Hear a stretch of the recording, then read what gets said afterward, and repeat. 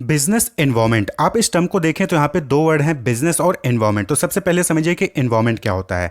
देखिए, environment means surrounding और conditions in which people, animal, plant lives और operate. यानी कि आप जहाँ पे भी रह रहे होंगे, हम सभी लोग इस अर्थ पे एग्जिस्ट करते हैं, तो अकेले एग्जिस्ट नहीं करते हैं, हम बहुत सारी चीज़ों के साथ एग्जिस्ट करते हैं। तो हम बहुत सारी चीज़ों से क्या है, घिरे हुए हैं, और जिसका इम्पैक्ट, जिसका असर हमारे ऊपर निगेटिव या पॉजिटिव वे में पड़ता है। तो वो चीज़ें जो जिनसे हम घिरे हुए हैं और जिनका असर हम पे पड़ता है, उसी को हम क्या कहते हैं, एनवायरनमेंट कहते हैं। क्लियर। आपके रिलेटिव्स हो गए, आपके जो है फ्रेंड्स हो गए, आपके फैकल्टीज हो गई, आपका गवर्नमेंट हो गया, टेक्नोलॉजी जो चेंज हो रही है उसका इंपैक्ट आपके ऊपर पड़ता है, तो ये सब आपका एनवायरनमेंट हो गया। तो इसी तरीके से जो बिजनेस होता है, बिजनेस क्या होता है, बिजनेस कोई ऑर्गेनाइजेशन हो गया, कोई भी इंटरप्राइज हो गया जो कि कॉमर्शियल, इंडस्ट्रियल फिर प्रोफेशनल एक्टिविटीज परफॉर्म करती है। कंपनीज जो आप कहते हो, बिजनेस को हमने पहले डिटेल में देख लिया। तो बिजनेस क्या है, कोई भी ऑर्गेनाइजेशन, इंटरप्राइज। तो वो जो ऑर्गेनाइजेशन है, इंटरप्राइज है, अकेले काम नहीं करती है ना, वो क्या है, वो भी बहुत सारी चीज़ों से घिरी हुई है जिसका इंपैक्ट उसके ऊपर पड़ता है। चाहे वो गवर्नमेंट के रूल रेगुलेशंस ले लीजिए, चाहे वो पॉलिटिकल सिस्टम ले लीजिए, चाहे उसके कस्टमर्स ले लीजिए, कंपटीटर्स ले लीजिए, शेयर होल्डर्स ले लीजिए, एम्प्लॉयज ले लीजिए। तो बिजनेस जो है वो बहुत सारे लोगों से घिरा हुआ है,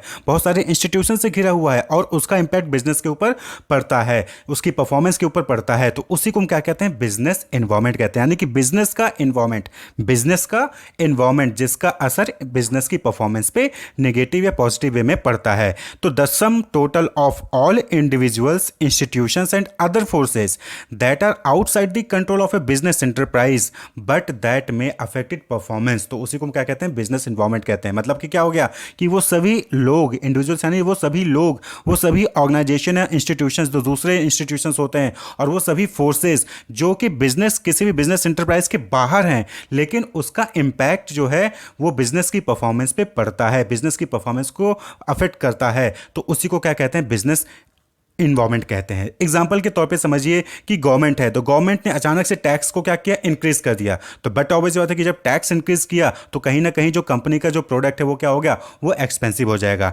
increase in taxes by government can make things expensive two by. इसी तरीके से टेक्नोलॉजिकल इन्वायरमेंट है, तो आप देखते होंगे आए दिन टेक्नोलॉजी में चेंज होता है, 2G 3G 4G 5G 6G आने वाला है। तो टेक्नोलॉजी में जब चेंज होता है तो इसका भी इंपैक्ट क्या होता है, कहीं ना कहीं बिजनेस ऑर्गेनाइजेशन के ऊपर होता है। क्यों? क्योंकि उनका प्रोडक्ट क्या होता है, अब जो ऑब्सलीट हो जाता है। जैसे कि नोकिया का एग्जांपल देखिए, नोकिया एक बार अपने टाइम पे बहुत ज़्यादा मोस्ट सेलिंग जो है कंपनी थी, जो mobile phone, cellular phone sell करती थी, लेकिन टेक्नोलॉजी में चेंज हुआ, और टेक्नोलॉजी में चेंज हुआ, अपग्रेडेशन हुआ, तो नोकिया जो है मार्केट से बाहर हो गई। क्यों? क्योंकि वो उस चेंज को कॉप अप नहीं कर पाया। तो बिजनेस क्या है, नोकिया जो परफॉर्म कर रही है, बिजनेस परफॉर्म कर रही है, लेकिन टेक्नोलॉजी में चेंज होने की वजह से उसकी परफॉर्मेंस पे क्या हो गया, इंपैक्ट पड़ गया। टेक्नोलॉजी इंप्रूव कर गई, और नोकिया जो बिजनेस परफॉर्म कर रही थी, जो 2G फोन्स डेवलप करती थी, उसकी 3G फोन्स डेवलप करती थी, उसकी परफॉर्मेंस पुअर रह गई, और बाकी दूसरे बिजनेस ऑर्गेनाइजेशन आगे चले आए। तो ये इंपैक्ट है, इन्वायरमेंट का इंपैक्ट है बिजनेस पे।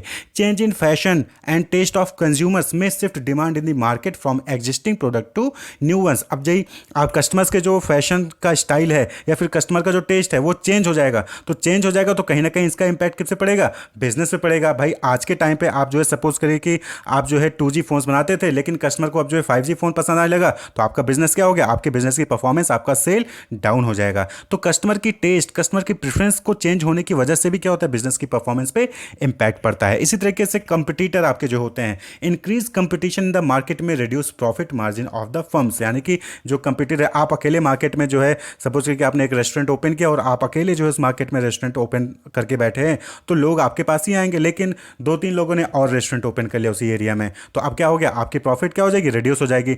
तो उन लोगों की वजह से जो दूसरे रेस्टोरेंट आके ओपन कर लिए, उनकी वजह से आपके ऊपर इंपैक्ट पड़ा, तो वो आपका एनवायरमेंट था और उसका इंपैक्ट आपके ऊपर पड़ा। तो यही चीज़ बिजनेस एनवायरनमेंट कहलाती है। यानी कि कोई भी ऑर्गेनाइजेशन, उससे रिलेटेड लोग, चाहे वो कोई भी इंडिविजुअल हो, चाहे बाहर के लोग हों, चाहे बाहर का कोई दूसरा ऑर्गेनाइजेशन हो, चाहे गवर्नमेंट हो, चाहे टेक्नोलॉजी हो, चाहे वो नेचुरल एनवायरनमेंट हो। क्योंकि नेचुरल एनवायरनमेंट क्यों है, क्योंकि वहीं से तो रॉ मटेरियल आता है उनके पास, जिसको वो यूज़ करके प्रोडक्शन करते हैं, मैन्युफैक्चर करते हैं, प्रोडक्ट बनाते हैं। तो उसका इंपैक्ट चाहे वो पॉजिटिव तरीके से चाहे नेगेटिव तरीके से जब ऑर्गेनाइजेशन के ऊपर पड़ता है, तो उसी को हम बिजनेस एनवायरनमेंट कहते हैं। क्लियर। तो बिजनेस एनवायरनमेंट को अलग अलग ऑथर्स ने डिफाइन किया है, जैसे कि रनेकर एंड स्कोल ने इसको डिफाइन किया। क्या कहा कि the environment of a business consist of all all those external things to which it is exposed and by which it may be influence directly और इनडायरेक्टली। यानी कि जो बिजनेस का एनवायरमेंट है वो सभी एक्सटर्नल थिंग्स को इंक्लूड करता है जिसको वो एक्सपोज होता है, यानी कि जिससे वो डील कर रहा होता है, और उसका इन्फ्लुएंस जो है डायरेक्टली इनडायरेक्टली उस बिजनेस के ऊपर पड़ता है। चाहे वो उसके कस्टमर्स ले लीजिए, चाहे सप्लायर्स ले लीजिए, चाहे होलसेलर्स ले लीजिए, चाहे गवर्नमेंट ले लीजिए, चाहे कोई और इंस्टीट्यूशंस ले लीजिए, उसके कंपटीटर्स ले लीजिए। इसी तरीके से आर्थर एम वेमर ने इसको डिफाइन किया। उन्होंने क्या कहा कि इट इनकम्पसेस द क्लाइमेट और set of conditions economic, social, political और institutional in which business operations are conducted. यानी कि जहां पे भी वो इकोनॉमिक कंडीशन, वो सोशल कंडीशन, वो पॉलिटिकल कंडीशन, वो इंस्टीट्यूशनल कंडीशन या क्लाइमेट जहां पर बिजनेस ऑपरेट करता है, उसी को क्या कहते हैं? बिजनेस एनवायरनमेंट कहते हैं। क्लियर? तो बिजनेस एनवायरनमेंट का मतलब कि वो सभी इंडिविजुअल इंस्टीट्यूशंस या फोर्सेस जिसका इंपैक्ट बिजनेस के परफॉर्मेंस पे पड़ता है, तो उसी को क्या कहते हैं? बिजनेस एनवायरनमेंट कहते हैं। क्लियर? तो इसका इंपॉर्टेंस क्या है, क्यों बिजनेस एनवायरनमेंट पढ़ना जरूरी है? तो देखिए, पहली चीज, it enables the firm to identify opportunities and getting the first mover advantage. जैसे कि मारुति ने सबसे पहले इसको आइडेंटिफाई किया कि जो मिडिल क्लास इनकम लोग हैं उनको जो है कार जो है स्मॉल साइज में कार में चाहिए, तो उसने उसको जो है अपॉर्चुनिटी को देखा और उसने ग्रैब कर लिया, और आज मारुति जो है वो टॉप सेलिंग कंपनीज में से है। तो ये क्या है? अपॉर्चुनिटीज को आइडेंटिफाई करती है। जब आप अपने इन्वायरमेंट को स्कैन करोगे, अपने इन्वायरमेंट में देखोगे कि कस्टमर की क्या नीड है, किस चीज़ के जो है कौन सी नीड है जो फुलफिल नहीं हो रही है, तो जब आप इस चीज़ को जानोगे तभी तो आप जो है इससे रिलेटेड बिजनेस स्टार्ट करोगे। तो ये अपॉर्चुनिटी देती है। It helps the firm to identify threat and early warning signals. यानी कि यहाँ पे क्या है कि अगर आप अपने बिजनेस एनवायरनमेंट को अच्छे से मॉनिटर कर रहे होगे तो आपको पता चलेगा कि किन लोगों से खतरा है, किन चीज़ों से खतरा है, और आपको एक सिग्नल मिल जाएगा वार्निंग का, और आप उसके लिए पहले से प्रिपेयर हो सकते हो कि उससे कैसे डील करना है। जैसे कि 2G टेक्नोलॉजी में चेंजेस हो रहे थे, तो नोकिया ने उस चीज़ को नहीं समझ पाया, और उस कहीं ना कहीं आज नोकिया जो है वो पीछे रह गई है टेक्नोलॉजी मोबाइल फ़ोन के मामले में। It helps in कॉपिंग with rapid changes. यानी कि अगर आप बिजनेस एनवायरनमेंट को अच्छे से मॉनिटर कर रहे होगे, अपने आसपास के कंपटीटर्स को, टेक्नोलॉजिकल एनवायरनमेंट को, गवर्नमेंट को जो है मॉनिटर कर रहे होगे, उनको स्कैन कर रहे होगे, तो आप जो भी चेंजेस हो रहा है उसको अच्छे से आसानी से कॉप अप कर पाओगे। जैसे पहले टैक्सेस जो देने होते थे अलग तरीके से पे करने होते थे, अब जो है जीएसटी देना होता है।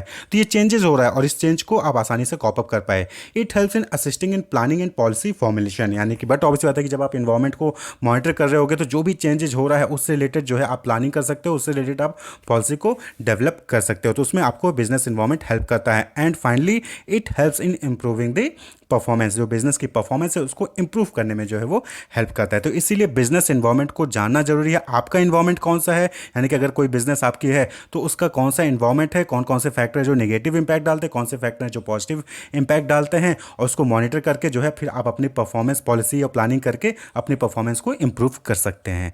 तो बिजनेस इन्वायरमेंट होप आपको क्लियर होगा। Wish you all the best, keep watching.